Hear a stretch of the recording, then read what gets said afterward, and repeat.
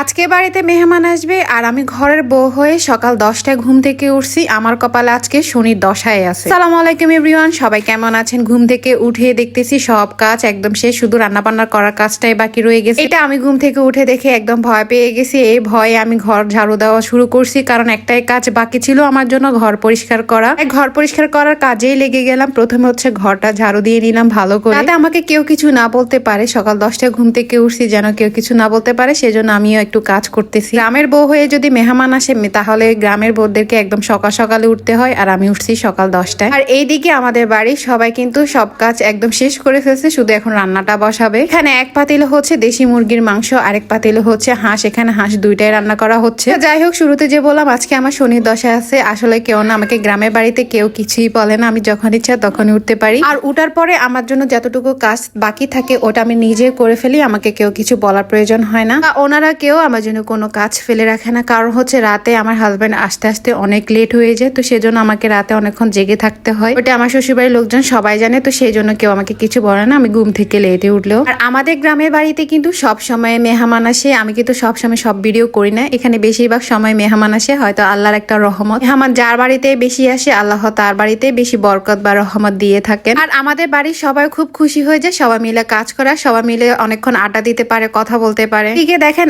একসাথে 2 পাতিলের মাংস একসাথে বসায় দিয়েছে আমার শাশুড়ি। ওনারা কাজ করতে করতে একদম পাক্কা হয়ে গেছে। মাংসগুলোর মধ্যে যত রকম মশলা দেওয়া দরকার ছিল সবকিছু দিয়ে একদম হাত দিয়ে ভালো করে মেখে নিচ্ছে। আমাদের বাড়িতে কিন্তু এভাবে হাতে মেখে রান্না করা হয়। হাত দিয়ে মেখে রান্নাটা কিন্তু খুবই ঐতিহ্য একটি পদ্ধতি। এর কালে সবাই কিন্তু হাত দিয়ে মেখে যে কোনো তরকারি বলেন, সবজি বলেন, মাংস বলেন, হাত দিয়ে মেখে কিন্তু রান্না করতো। সবকিছু দেওয়ার পর এখন চুলায় বসিয়ে দেওয়া হবে। আর এদিকে মেহমান চলে আসছে, আমি নাস্তাটা বানিয়ে নিলাম মেহমানের জন্য।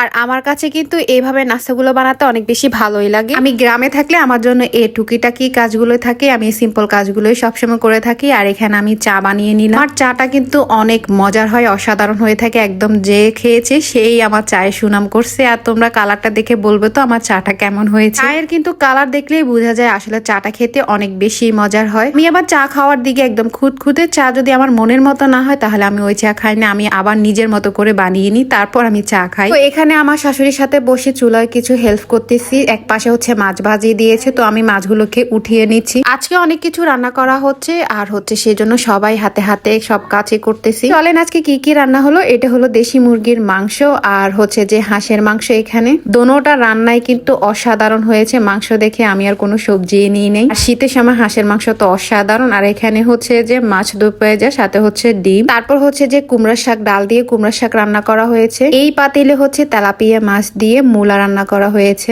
গ্রামের বাড়িতে মূলা তরকারিটা একটু বেশি খেয়ে থাকে। আর এখানে হচ্ছে প্লাউ রান্না করা হয়েছে। পোলাও আমাদের বাড়িতে তেমন একটা কেউ খায় না, সেজন্য শুধু মেহমানের জন্যই রান্না করা হয়েছে। আর এখানে হচ্ছে সিমের তরকারি, আর হচ্ছে মেহমানের আবদার ছিল ভর্তা, তো ভর্তাটা আমি নিজে বানিয়েছি। আজকের ভিডিও পর্যন্তই। সবাই ভালো থাকবেন, দেখা হবে নেক্সট ভিডিওতে।